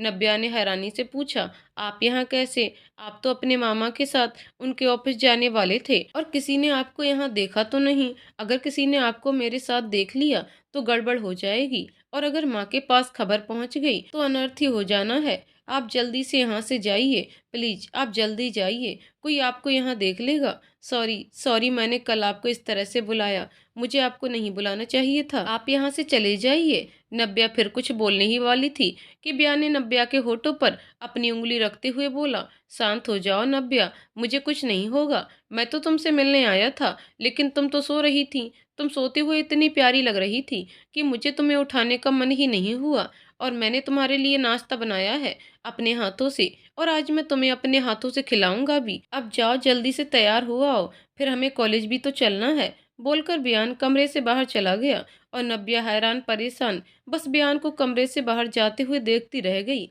और फिर तैयार होने चली गई। जब नव्या तैयार होकर बाहर आई तो देखा बाहर के कमरे में कोई नहीं है। नव्या हैरान सी इधर उधर देखने लगी। किचन से खाने की खुशबू आ रही थी। उसके कदम किचन की ओर बढ़े ही थे कि बयान की आवाज से बढ़े हुए कदम वापस रुक गए, और नव्या बयान की ओर घूमी तो देखा बयान बोला, भोजन इधर है मैडम। बताइए आप क्या खाना चाहेंगी? ये बंदा आपकी सेवा में हाजिर है। बयान ने बड़े ही अदब के साथ झुकते हुए कहा। बयान के इस अंदाज पर नब्या के होठों पर हंसी आ गई। वो मुस्कुराते हुए खाने की टेबल पर जाकर बैठ गई और बयान भी उसके पास बैठ गया और अपने हाथों से नब्या को खिलाने लगा। नब्या भी अपने हाथों से बयान को खाना खिलाने लगी। खाना खाने के बाद नब्या बयान के साथ घर से बाहर निकली ही थी कि उसका पैर फिसल गया और धड़ाम से नीचे जा गिरी और तेजी से चिल्लाई, बयान। नब्या ने डर के मारी आंखें बंद कर लीं और जब नब्या ने आंखें खोलीं तो अपने आप को बेड के नीचे गिरा पाया और अपने आसपास मौसी और उनके बच्चों को पाया। नब्या को समझते देर नहीं लगी कि उसने सपना देखा है। नब्या झट से उठी और जाने लगी तो उसकी मौसी बोल पड़ी, अरे नब्या, तुम तो सोते हुए भी चलती हो और गिर भी जाती हो। तुम्हारी माँ ने तो कभी इस बारे में बताया भी नहीं। देखा कहीं चोट तो नहीं लगी? नब्या, मैं ठीक हूँ मौसी, मुझे कोई चोट नहीं लगी। शायद मैंने कोई सपना देख लिया इसलिए गिर गई। नब्या की मौसी, कोई बात नहीं, हो जाता है। जाओ तैयार हो जाओ, आज हमें तुम्हारे कॉलेज भी तो चलना है। नब्या, ठीक है मौसी बोलकर नब्या जाने लगी। नब्या की मौसी, नब्या, अपनी बुआ का नंबर देना, उन्हें भी बता देते हैं, वो वहाँ पढ़ती है और सबको जानती है तो आसानी होगी सबसे मिलने में। नब्या, जी मौसी बोलकर उसने अपने मोबाइल से अपनी बुआ का नंबर देकर नहाने चली गई और अपने सुहाने सपने को याद करने लगी। उसे अपने सपने टूटने का दुख हो रहा था और मन ही मन सपने के सच होने की प्रार्थना करने लगी। लगभग आधे घंटे के बाद तैयार होकर कमरे के बाहर आई। उसने हल्के हरे रंग का सलवार सूट पहना हुआ था। बालों की उसने एक चोटी गूंथ रखी थी। बिना मेकअप के भी वह बहुत प्यारी लग रही थी। जब उसकी मौसी ने देखा तो बिना तारीफें किए रह नहीं सकी और बोली, बहुत ही खूबसूरत लग रही हो नब्या, तुम्हें किसी की नजर ना लगे और तुम्हारा सूट भी बहुत अच्छा लग रहा है, लेकिन तुम जो चाहो वो पहन सकती हो। यहाँ तुम्हारी माँ ने कुछ बोला तो मैं समझा दूंगी। मौसी की बातें सुनकर नब्या मुस्कुरा दी और उनके साथ कॉलेज चली गई। रास्ते भर नब्या बयान को याद करती रही। कॉलेज पहुंचते ही वो, उसकी मौसी और बुआ तीनों प्रिंसिपल के ऑफिस जा पहुंचे। प्रिंसिपल से मिलने के बाद सामान्य औपचारिकताएं पूरी करने के बाद नब्या अपने क्लास में जाकर बैठ गई। सभी नए एडमिशन वाले स्टूडेंट थे और सभी एक दूसरे से अनजानी थे। कोई किसी को नहीं जानता था। बस कुछ ही ऐसे थे जो अपने पुराने दोस्तों के साथ थे। वही आपस में बात कर रहे थे और कोई बात नहीं कर रहा था। टीचर के आते ही क्लास में शांति हो गई। सबसे सामान्य परिचय के बाद टीचर ने पढ़ाया। क्लास लेने के बाद जब छुट्टी हुई तब वो कॉलेज के बाहर आकर अपनी मौसी का इंतजार करने लगी। अचानक किसी ने पीछे से उसके कंधे पर हाथ रखा तो उसने पीछे मुड़कर देखा। बयान को देखकर उसकी हैरानी खुशी में बदल गई। नब्या, आप यहाँ कैसे? आप तो कहीं और जाने वाले थे। बयान, हम गया तो था, फिर मैंने सोचा और भी किसी से मिल लूं। नब्या, अच्छा जी, तो किससे मिलने आए हैं आप यहाँ? बयान, कोई लड़की है। नब्या, नाम क्या है उस लड़की का? बयान, नब्या नाम है उसका। आज पहला दिन है कॉलेज का, उसी से मिलने आया हूँ। बहुत देर से ढूंढ रहा हूँ उसे, पर कहीं दिख नहीं रही है। क्या आपने कहीं देखा है उसे? नब्या, चली गई वो अपने घर आपसे नाराज होकर। बयान, अच्छा जी। नब्या, हम जी। इतना कहते ही नब्या और बयान दोनों खिलखिलाकर हंस पड़े और फिर उनकी नोकझोंक शुरू हो गई। कुछ ही देर में बयान ने कहा, मैंने यहाँ पास में एक गार्डन देखा है, चलोगी मेरे साथ वहाँ? नब्या, चल तो देती, पर मौसी आ रही हैं मुझे लेने। बयान, प्लीज चलो ना थोड़ी देर के लिए, जब तुम्हारी मौसी आएंगी तो चली जाना। नब्या, ठीक है चलिए। कुछ ही देर बाद दोनों गार्डन में पहुंच गए और दोनों बैठकर बातें कर रहे थे। बयान नब्या को अपनी गोद में लटाने लगा, लेकिन नब्या को ये सब अजीब लग रहा था। नब्या ने शर्माते हुए बोला, ये क्या कर रहे हो आप? यहाँ कितने सारे लोग हैं। बयान, नब्या, यहाँ सब हमारे जैसे ही हैं, ना तो तुम्हारे घर का यहाँ कोई है और ना ही मेरे घर का। Please don't be shy. बयान के इतना कहने पर नब्या बयान की किसी बात का विरोध नहीं कर पाई। अपने बालों पर बयान के हाथों का स्पर्श पाकर उसके होठों पर मुस्कान आ गई। आखिर उसे आज सुबह के सपने की याद जो आ गई थी। ऐसा ही तो उसने आज सपने में देखा था। उसे अपने सपने के सच होने पर बहुत ज्यादा खुशी हो रही थी। कुछ देर में बयान अपने बैग से एक टिफिन निकालते हुए बोला, मैं तुम्हारे लिए कुछ लाया हूँ। नब्या, क्या लाए हैं? बयान, असल में घर में कुछ लोगों को मेरा बनाया हलवा बहुत पसंद है, उनके लिए बनाया था तो सोचा तुम्हारे लिए भी ले चलूं। ऐसा कहते हुए बयान टिफिन खोलकर अपने हाथों से नब्या को हलवा खिलाने लगा। नब्या के लिए ये सब किसी सपने से कम नहीं था। इतने सालों में जिसे वो चाहती थी, जिसे वो छुप छुप कर देखती थी, जिसकी एक झलक से उसे खुशी मिल जाती थी, उसने सोचा ही नहीं था कि वो भी उसे उतना ही प्यार करेगा और अपने हाथों से उसे खाना खिलाएगा। बयान का ये रूप देखकर उसकी आंखों में आंसू आ गए।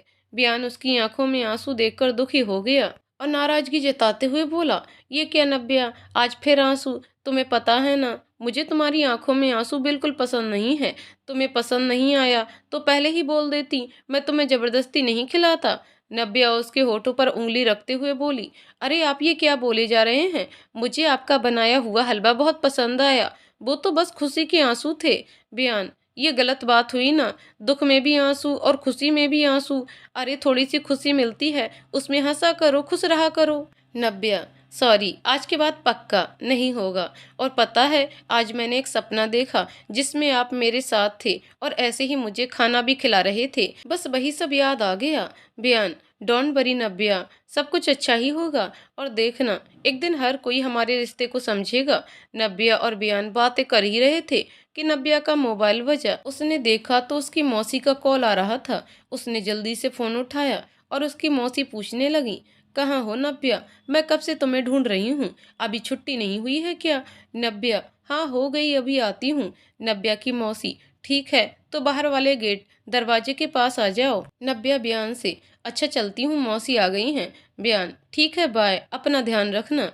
नब्या, जी बिल्कुल, और आप भी अपना ख्याल रखना। नब्या अपनी मौसी से मिली और उनके साथ उनके घर चल दी, खूबसूरत यादों के साथ। घर पहुंचने के बाद खाना खाकर जैसे ही उसे मौका मिला, उसने जल्दी से बयान को फोन किया।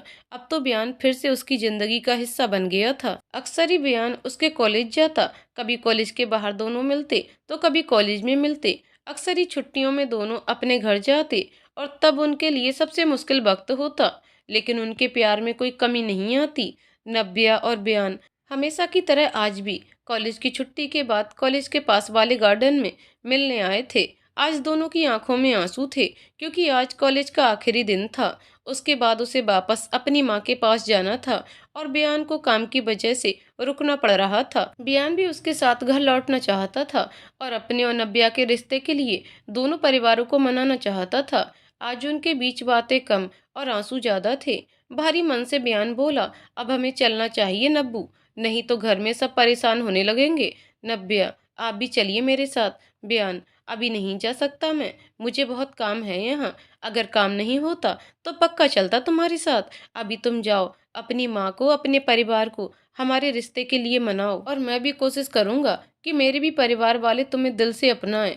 नब्या, अच्छा चलती हूँ, आप अपना ख्याल रखिएगा और हो सके तो जल्दी आइएगा। बयान, ठीक है कहते हुए बयान फिर से नब्या को सीने से लगाकर रोने लगा। Nabya, I love you so much. बयान, I love you too Nabbu. Nabya, मुझे पता है माँ नहीं मानेगी, चलिए हम लोग कहीं दूर अपनी दुनिया बनाएं, जहां हमें कोई ढूंढ ही ना पाए। बयान, मैंने पहले भी कहा है, हम ऐसा कुछ नहीं करने वाले। हम उन्हें दुख देकर कभी भी खुश नहीं रह सकते, इसलिए कभी ऐसी बातें नहीं सोचना। नब्या, लेकिन अगर वो नहीं माने तो? बयान, तो जो हमारी किस्मत में होगा उसे हम मानेंगे। नब्या, मैं आपके बिना नहीं जी पाऊंगी। बयान नब्या के होठों पर उंगली रखते हुए बोला, कितनी बार कहा है तुमसे, ऐसी बातें नहीं करोगी और वादा करो मुझसे, उनका फैसला कुछ भी हो, कुछ भी ऐसा वैसा नहीं करोगी। नब्या, ठीक है, नम आंखों के साथ नब्या ने कहा। कुछ देर में नब्या और बयान अपने अपने रास्ते चल दिए। 2 दिन और मौसी के पास रहने के बाद नब्या अपने घर की ओर ट्रेन में बिताए उन लम्हों को याद कर रही थी जब बयान उसके साथ था। स्टेशन पहुंचने से पहले ही उसने बयान को फोन करके बताया कि वो पहुंचने वाली है। स्टेशन पहुंचते ही उसके पापा आ गए और वो अपने पापा के साथ घर पहुंच गई। उसके घर पहुंचते ही उसके भाई बहन खुश हो गए और उससे वहां का हाल चाल पूछने लगे। उसकी माँ भी उससे अच्छे से बात कर रही थी। उसने सबके लिए तोहफे लाए थे, उसने सबको तोहफे दिए तो सब खुश हो गए। उसका पूरा दिन अपने भाई बहनों के साथ गुजरा। अब उसे बयान से बात करने का बहुत मन हो रहा था, लेकिन उसे मौका ही नहीं मिला। रात हो गई, सब खाकर सोने लगे, लेकिन नब्या को नींद नहीं आ रही थी। उसका मन बयान से बात करने का हो रहा था। सबके सो जाने के बाद नब्या धीरे से उठकर जा ही रही थी कि दरवाजे से टकरा गई और दरवाजे की आवाज से उसकी माँ उठ गई और बोली, क्या हुआ नब्या, नींद नहीं आ रही है क्या? नव्या, कुछ नहीं माँ, बस पानी पीने जा रही थी, कहकर नव्या किचन में गई और बयान को कॉल किया। बयान ने जल्दी ही फोन उठा लिया और बोला, क्या हुआ नब्बू, इतनी रात को फोन किया, कोई दिक्कत है क्या? नव्या, कुछ नहीं हुआ मुझे, मैं ठीक हूँ, बस आपकी याद आ रही थी और फिर आपको फोन भी नहीं कर पाई। बयान, कोई बात नहीं, हो सके तो अब फोन मत करना, अगर तुम्हारी माँ को इस बात का पता चला तो और भी गुस्सा करेगी, हो सके तो अपनी माँ से बात कर लेना, शायद तुम्हारी बात समझ पाए। नव्या, मेरी तो हिम्मत ही नहीं हो रही है कि कैसे बात करूं उनसे, डर तो मुझे बहुत लग रहा है, अगर इस बार पता चला तो पता नहीं क्या करेंगी। बयान, प्लीज नब्बू, तुम अपने आप को परेशानी में मत डालो, अगर तुम बात कर पाई तो ठीक है, नहीं तो मैं आकर उन सब से बात करूंगा, तब तक मोबाइल से बात नहीं करें तो अच्छा, मैं जल्दी आने की कोशिश करूंगा। नव्या, ओके गुड नाइट, मैं जा रही हूँ सोने, कहीं माँ यहीं आना जाए। बयान, गुड नाइट नब्बू, अपना ख्याल रखना। नव्या चुपचाप आई और माँ की ओर देखा, माँ गहरी नींद में सो रही थी। उसको सोते देख नव्या की बेचैनी कुछ कम हुई और फिर सोने चली गई। सुबह उठी और अपने काम करके नहाने चली गई और तैयार होकर छत में कपड़े फैलाने चली गई। छत में आते ही उसे वो पुराने दिन याद आ गए, जब वो उसे छत से छुप छुप कर देखती थी और छत में खड़े खड़े वो पुरानी यादों में खो गई। कुछ देर में उसे माँ की आवाज सुनाई दी और वो नीचे दौड़ी आई। माँ ने कई महीनों से बयान को नहीं देखा था, इसलिए वो बिना सवाल जवाब के अपने काम में लग गई। नव्या बेचैन हुई उसके व्यवहार से, लेकिन हिम्मत नहीं हुई कि वो कुछ माँ से पूछ सके। कुछ पल के लिए उसने सोचा, बयान के बारे में बात कर लेती हूँ, लेकिन फिर उसे पिछले बार की डांट याद आ गई और नव्या चुपचाप अपना काम करने लगी। पूरा दिन निकल गया, लेकिन नव्या की बयान से बात नहीं हो पाई। रात भी हो गई, लेकिन आज उसकी माँ कुछ काम कर रही थी, जिससे उसे बिना बात किए ही सोना पड़ा। अब तो अक्सर ही उसकी दिन और रातें बयान से बिना बात किए ही बीत जाती थीं। जब वो घर में अकेली होती तभी बात किया करती थी। माँ से बयान के बारे में बात तो करना चाहती थी, लेकिन उसकी हिम्मत ही नहीं हो रही थी। आज 1 महीने के बाद बयान घर आ रहा था। नव्या को खुशी भी थी और उसे डर भी लग रहा था। नव्या ने छुपकर फोन किया और पूछा, हेलो, कितनी देर में चलेंगे आप? मैं कब से इंतजार कर रही हूँ आपका। बयान, इंतजार तो मुझे भी है तुम्हारा, मेरी आंखें तरस रही हैं तुम्हें देखने को। वैसे मैं ट्रेन में बैठ गया हूँ, बस कुछ घंटों का सफर है, उसके बाद तो मैं तुम्हारे सामने ही रहूंगा। नव्या, अच्छा जी, मेरे सामने या मेरे घर के सामने? बयान, कुछ भी कहो, बात तो एक ही है। नव्या, एक कैसे हो सकती है बात? आपको क्या लगता है मेरी माँ मुझे ऐसा करने देगी? बयान, कोई बात नहीं, हम मिलकर उनको मना ही लेंगे। नव्या, माँ? बयान, हाँ, माँ को और बाकी सबको भी। नव्या, मैं फोन रखती हूँ, माँ आ गई है। बयान, ठीक है, बाय। बयान ने बोला, लेकिन फोन पहले ही कट गया। बयान को अचानक नव्या के आखिरी शब्द याद आ गए और वो समझ गया कि नव्या की बातें माँ ने सुन ली हैं और नव्या के साथ माँ क्या करेगी। ये सोच सोचकर बयान परेशान होने लगा। वो नव्या को फोन करके सब कुछ सही करना चाहता था, लेकिन उसे डर था कहीं उसके फोन करने से और बात बिगड़ ना जाए। ट्रेन में बैठा हुआ बयान नव्या के बारे में सोच सोचकर परेशान हो रहा था। मन ही मन भगवान से प्रार्थना कर रहा था कि नव्या ठीक हो। उधर नव्या की माँ ने नव्या की बातें सुन ली थी और उन्होंने मोबाइल छुड़ाते हुए चिल्लाकर पूछा, किससे बातें कर रही थी तुम? नव्या ने डर के मारे कुछ नहीं बोला, तो माँ ने नव्या से फिर से पूछा, मैंने कुछ पूछा तुमसे, किससे बात कर रही थी तुम? नव्या, बयान जी से। नव्या की माँ, तुम्हें मैंने कितनी बार समझाया, वो लड़का तुम्हारे लिए सही नहीं है। जरा सी बड़ी क्या हो गई, तुम तो बड़ी बेशरम हो गई हो। आज तक हमें तो माँ जी कह के ना बुलाया और वो लड़का तुम्हारे लिए बयान जी हो गया। नव्या, मेरा वो मतलब नहीं था माँ। नव्या की माँ, मतलब तो मैं तुम्हारा सब समझ रही हूँ, मैंने कह दिया, तुम उससे कोई बात नहीं करोगी, ना ही उसको देखोगी, और आज के बाद उस लड़के का नाम मेरे सामने मत लेना, वरना अंजाम बहुत बुरा होगा। नव्या, माँ, आप उन्हें गलत समझ रही हो, वो बहुत अच्छे इंसान हैं और हम दोनों एक दूसरे से बहुत प्यार करते हैं। नव्या की माँ, तुम्हारी हिम्मत कैसे हुई अपने माँ के सामने ऐसी बात करने की? सारी शर्म बेच खाई है क्या तुमने?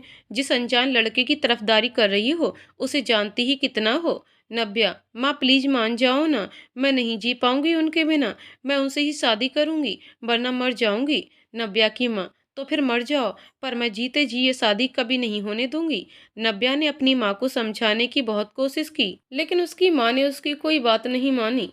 उधर बयान का मन बहुत बेचैन था। वो बार बार मोबाइल की ओर देखे जा रहा था। वह बार बार फोन लगाने की कोशिश करता और फिर उसके हाथ रुक जाते। घंटों बाद जब वह अपने शहर पहुंचा, तब जाकर कुछ मन शांत हुआ।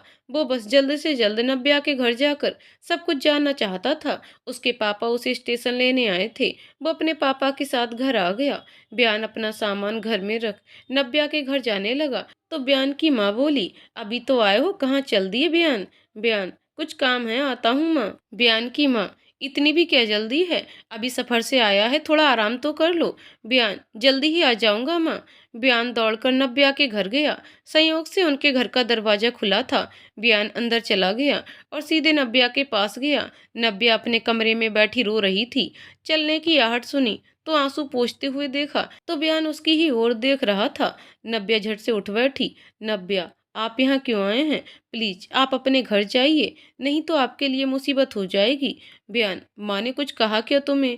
तुम रो क्यों रही हो? नब्या, माँ ने हमारी बातें सुन ली हैं, आप जाइए यहाँ से। माँ ने देखा तो पता नहीं क्या क्या बोलेगी। नब्या की माँ को नब्या के कमरे से कुछ आवाजें सुनाई दी तो नब्या को देखने आ गई, लेकिन वहाँ बयान को देखकर उनको बहुत गुस्सा आया। नब्या की माँ, तुम्हारी हिम्मत कैसे हुई मेरे घर में मेरी बेटी के पास आने की? मेरे घर से निकलो। बयान, आप मुझे गलत समझ रही हैं आंटी, बात यहाँ रहकर नहीं बन पाई तो तू मोबाइल से उससे बात करने लगा, और जब मोबाइल से बात नहीं बन पाई तो सीधा घर चला आया। मैं बहुत अच्छे से जानती हूँ तुम जैसे लड़कों को, भोली भाली लड़कियों को फंसाते हो और जब मतलब निकल जाता है तो छोड़ देते हो। बयान, मैं पहले भी आपसे कह चुका हूँ, मैं वैसा लड़का बिल्कुल भी नहीं हूँ। नब्या से प्यार करता हूँ और उसके साथ अपनी जिंदगी बिताना चाहता हूँ।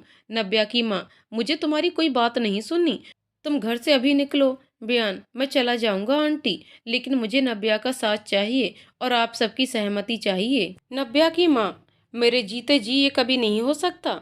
अच्छा होगा कि तुम मेरी बेटी से दूर हो जाओ, वरना अंजाम बहुत बुरा हो सकता है। बयान, प्लीज आंटी मान जाइए, मैं नब्या के बिना नहीं जी पाऊंगा। नब्या की माँ, तुम मेरे घर से निकल रहे हो या पुलिस को बुलाऊं? बयान ने नब्या की ओर देखा तो नब्या ने उसे इशारों ही इशारों में जाने को कहा। तो बयान जाते हुए नब्या की माँ से बोला, मैं शादी करूंगा तो सिर्फ नब्या से, वरना मैं किसी से शादी नहीं करूंगा। आपको नब्या के लिए मुझसे बेहतर लड़के मिल जाएंगे, लेकिन मेरे जितना प्यार करने वाला आपको कोई नहीं मिलेगा। नब्या को मुझसे ज्यादा प्यार करने वाला कोई नहीं मिल सकता। नब्या की माँ, जाओ जाओ, बहुत देखे हैं मैंने तुम्हारे जैसे प्यार करने वाले।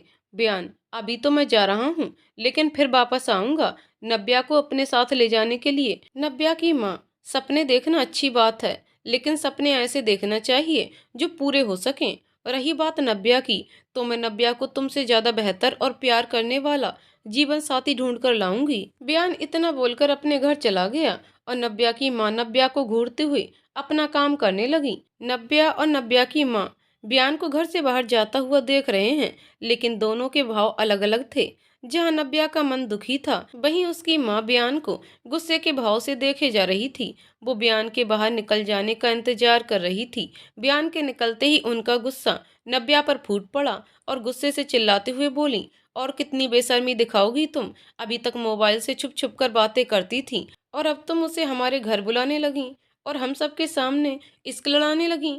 नब्या, मैंने नहीं बुलाया उन्हें, मुझे नहीं पता था कि वो हमारे घर आ जाएंगे। नब्या की माँ, मेरे सामने बहाने मत बनाओ, सब जानती हूँ मैं, तुमने ही उसे बुलाया था। मैं आखिरी बार तुमसे कह रही हूँ, अब अगर बयान के बारे में कोई बात की तो मुझसे बुरा कोई नहीं होगा। नब्या, प्लीज माँ मान जाओ, वो बहुत अच्छे हैं, आप जैसा सोच रही हो वो बिल्कुल भी वैसे नहीं है। नब्या की माँ, अब तुम मुझे समझाओगी कि कौन अच्छा है कौन बुरा? मेरे में तुमसे ज्यादा समझ है, मुझे पता है मैं सही हूँ, लेकिन ये बात तुम नहीं समझ पाओगी। तुम प्यार में अंधी जो हो गई हो, एक दिन तुम्हें भी मेरी बात समझ जाएगी, लेकिन तब तक देर हो जाएगी। नब्या, हर इंसान एक जैसा नहीं होता माँ, और न हर इंसान का प्यार एक जैसा होता है। प्यार में धोखा देने वाले बहुत होते हैं, तो सच्चा प्यार करने वाले भी होते हैं, और मेरा प्यार सच्चा है, मुझे उन पर पूरा विश्वास है, वो मुझे कभी धोखा नहीं देंगे। नब्या की माँ, ऐसा हर प्यार करने वाले को लगता है कि उसका प्यार उसे धोखा नहीं देगा, लेकिन उन लोगों का प्यार कुछ दिन के लिए होता है, अक्सर प्यार के बाद धोखा ही मिलता है। और तुम्हें लगता है कि मैं तुम्हारी इन चिकनी चुपड़ी बातों में आ जाऊंगी, तो तुम गलत सोच रही हो। मेरा फैसला नहीं बदलेगा और तुम्हें शादी करने का बड़ा शौक है, तो मैं तुम्हारी शादी जल्दी ही करवाऊंगी, लेकिन बयान के साथ नहीं, बल्कि किसी दूसरे लड़के से।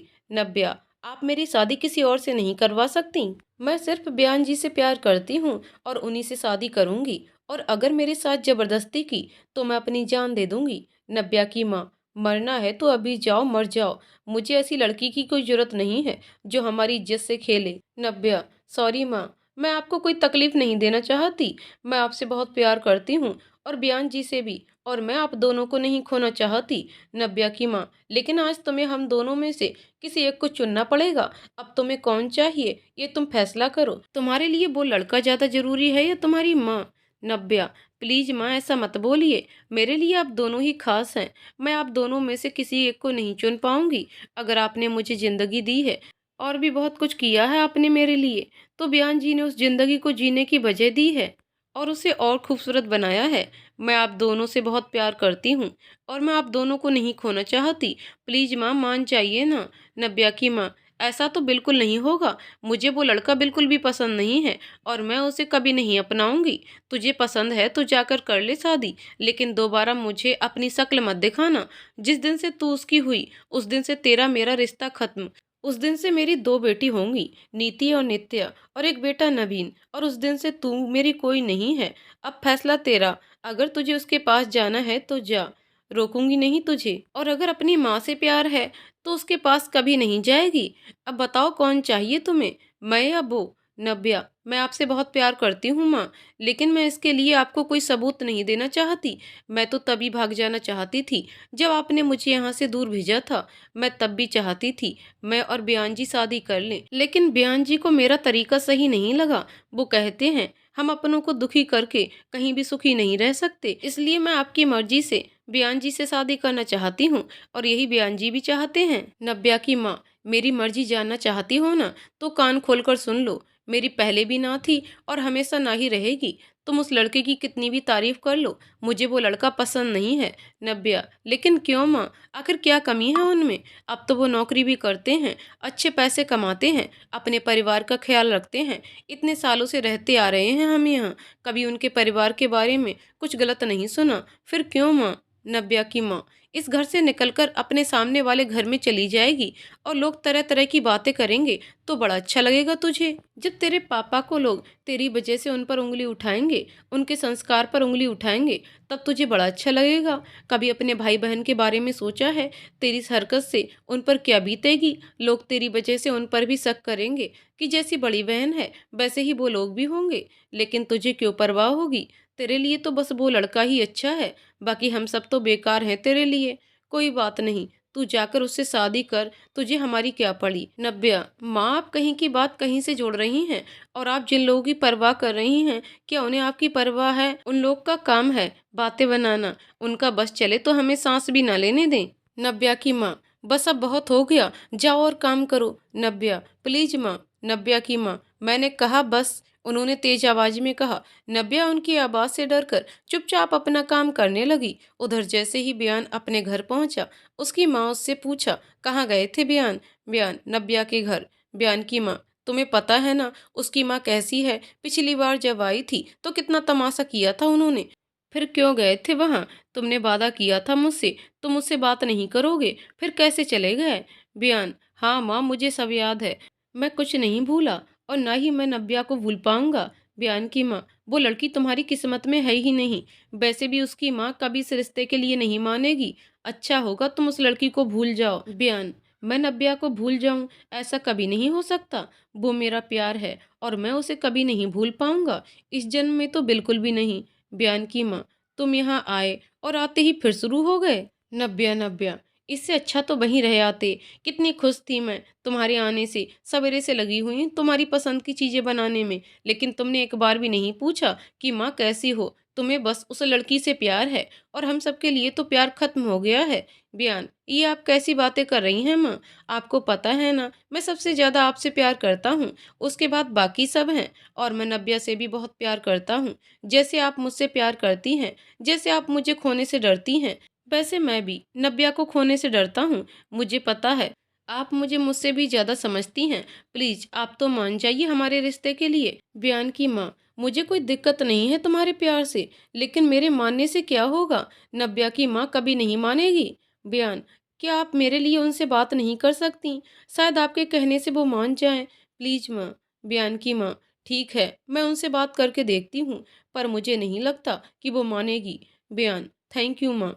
बयान की माँ, तुम्हारे लिए इतना तो कर सकती हूँ। अगर वो प्रेम से मेरी बात मान गई तो ठीक है, और अगर वो नहीं मानी तो मैं उनसे लड़ाई नहीं करूंगी। बयान, ठीक है, लेकिन आज नहीं। मेरे चले जाने से वो वैसे ही गुस्सा हैं, इसलिए आप फिर किसी दिन जाना। एक हफ्ते बाद शाम को बयान के पापा मम्मी नब्या के घर पहुंचे और उन्होंने नब्या के मम्मी पापा को समझाया कि हमारे बच्चे हमारी इज्जत करते हैं और बहुत समझदार हैं। वो कोई ऐसा काम नहीं करेंगे जिससे हमारी इज्जत खराब हो। वो चाहते तो घर से भागकर भी शादी कर सकते थे, लेकिन उन्होंने ऐसा नहीं किया, सिर्फ हमारी खातिर। तो हमारा भी तो फर्ज बनता है कि हम अपने बच्चों की खुशियों का ख्याल रखें। समाज के डर से हम अपने बच्चों की खुशियां तो नहीं छीन सकते ना। हमारा एक फैसला हमारे बच्चों की खुशियां छीन सकता है। इसलिए प्लीज एक बार हमारी बातों पर गौर जरूर करना, तभी कुछ फैसला लेना। ठीक है, अब हम चलते हैं। आप लोग सलाह मशवरा करके बता देना। अगली सुबह नब्या के पापा का फोन आया। बयान के पापा ने फोन उठाया। बयान के पापा, हेलो। नब्या के पापा, हेलो भाई साहब। नब्या की माँ शादी के लिए मान गई हैं। हमारे बच्चों की खुशी में ही हमारी खुशी है। आप शादी की तैयारियां शुरू कर दो। ठीक है, अब मैं फ़ोन रखता हूँ। बयान की मम्मी ने पूछा, किसका फ़ोन था? तो बयान के पापा ने कहा, नब्या के पापा का फ़ोन था। कह रहे थे वो लोग शादी के लिए तैयार हैं। जब ये खबर बयान ने सुनी तो उसकी खुशी का तो कोई ठिकाना नहीं रहा। सबकी सहमति से, सबकी खुशी से उनकी शादी की तारीख पक्की की गई और 1 महीने के बाद विधि विधान से उन दोनों का विवाह संपन्न हुआ और नब्या बयान की पत्नी बनकर उसके घर आ गई। सुहाग की सेज में बैठी नब्या को प्यार का अनोखा एहसास हो रहा था। जब बयान उसके नजदीक आया तो उसकी धड़कनें तेज हो गईं। बयान भी प्यार के एहसास में डूबा हुआ था।